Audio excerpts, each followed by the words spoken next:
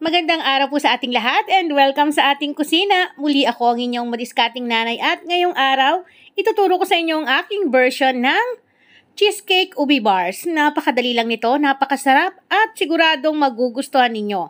Siyempre, pwede natin itong pagkakitaan kaya tara na, huwag na natin patagalin pa. So narito na ang mga kumpletong sangkap na ating kailangan. Meron tayong 3 large egg, 1 cup ng evaporated milk, 1/4 teaspoon ng asin. Meron din tayong 3/4 cup ng vegetable oil, pwede rin po ang coconut oil. Gagamit din tayo ng 3/4 cup ng washed sugar o brown sugar. Then, meron tayong 1 3/4 cup ng all-purpose flour. Para sa ating ube, gagamit tayo ng Bakersfield Ube Flavorade para mas enhance ang aroma at mas masarap. So, mag-start na tayo. Napakadali lang nitong sundan, kaya i-ready na ang mga sangkap na inyong kailangan. So, unang-una, meron lang tayo ditong isang mixing bowl kung saan ilalagay natin yung 3 piraso ng large egg. Pagkatapos ay isunod na rin natin ilagay ang ating 3/4 cup ng washed sugar. Pwede rin kayong gumamit ng white sugar. Then, ibit po natin hanggang sa mag-lighten or ma-mix yung dalawang sangkap. Then, pagkatapos natin mabit, ay ilagay na po natin yung 1/4 teaspoon ng asin para balance po. And again, sa sugar, pwede nyo po yan i-adjust. Pwede nyo bawasan, pwede nyo dagdagan. Isunod na rin ang 3/4 cup ng vegetable oil. Pwede rin kayong gumamit ng canola oil, palm oil, so nasa inyo. At yung ating 1 cup ng evaporated milk. Pwede rin po ang fresh milk. So, kung wala kayong evaporated milk, fresh milk ang inyong ipalit. At kung wala naman kayong fresh milk, pwede rin naman po yung 1/2 cup ng powder milk, tas palitan nyo na lamang po ng 1 cup ng tubig. So, once na na-mix na natin, ayan, maglalagay na tayo ng ating ube flavorade. Okay, so dito maglalagay lang po ako ng 2 and 1/2 tablespoon. Dahil, syempre, mahal yung ube halaya. So, dito, ma-achieve natin yung lakas ng aroma, tapos yung lasa na ubing-ube, at the same time, pwede natin talagang pagkakitaan. So, mix lang natin. Ayan.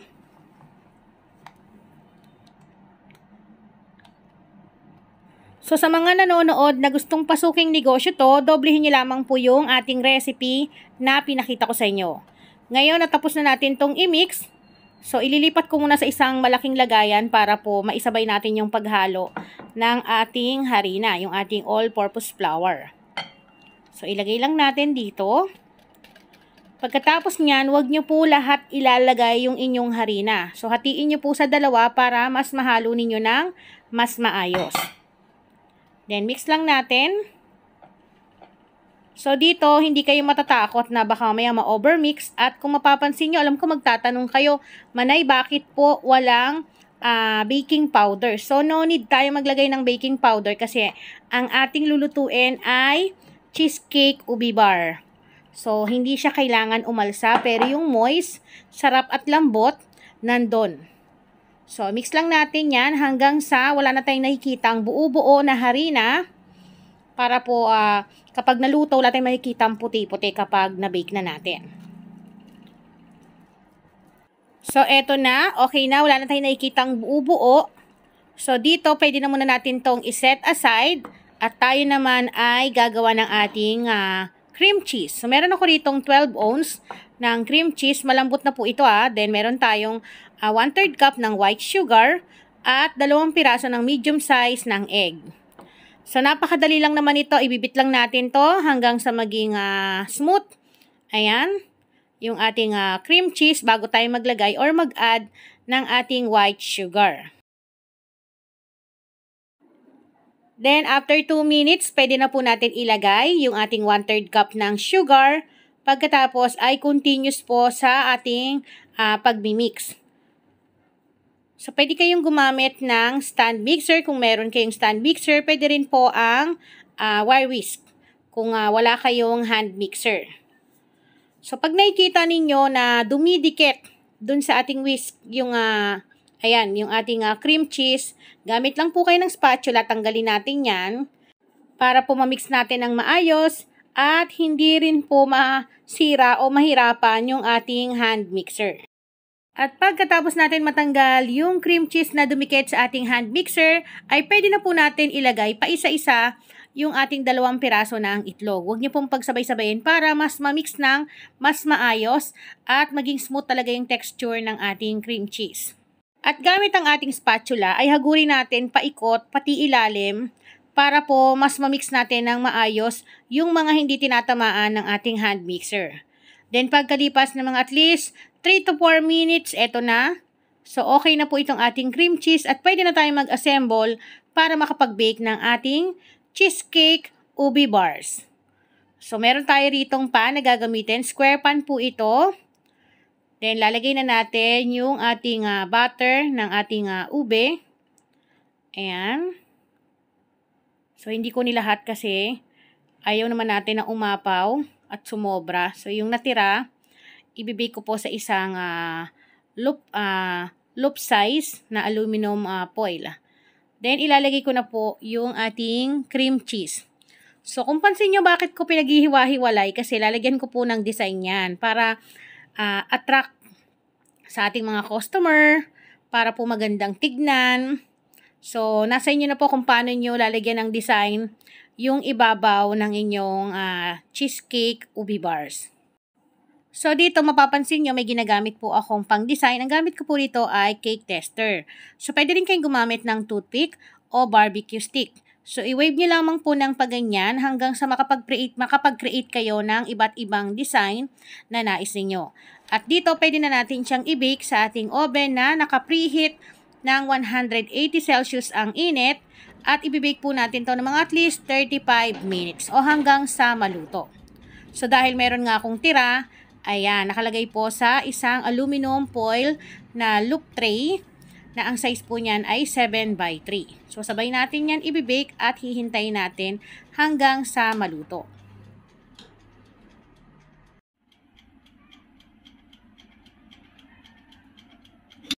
So eto na nga po, pagkalipas ng 35 minutes ay ready na.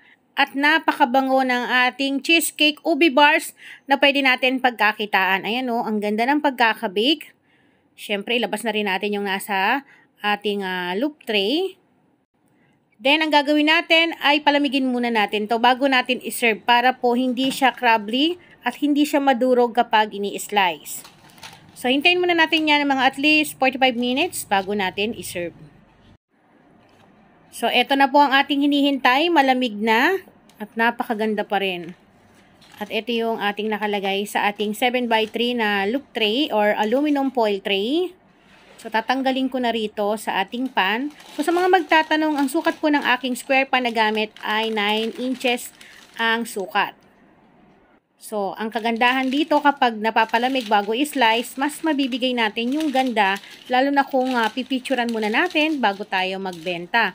Sa mga nanonood dyan na bagong pasok lang at gusto nga pagkakitaan to, kailangan tandaan ang technique bago pumasok sa negosyo. Aralin muna, mag-practice muna. Huwag po kayong kukuha ng order ninyo na dun pa lang kayo magpa-practice para po hindi rin kayo masira sa customer na nag-order sa inyo. So, pansin nyo, ang ganda ng pagkakakat natin, di ba? Hindi siya crumbly, yung nadudurog. So, mas mainam po talaga na palamigin bago natin i-slice.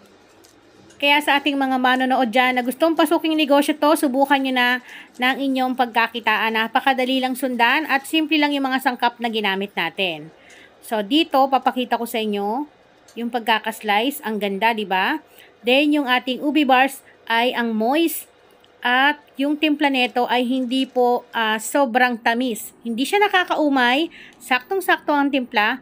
Bagay na bagay itong pang dessert. Pwedeng pambaon, pang regalo, at ang pinakahigit sa lahat, pwedeng-pwede natin pagkakitaan.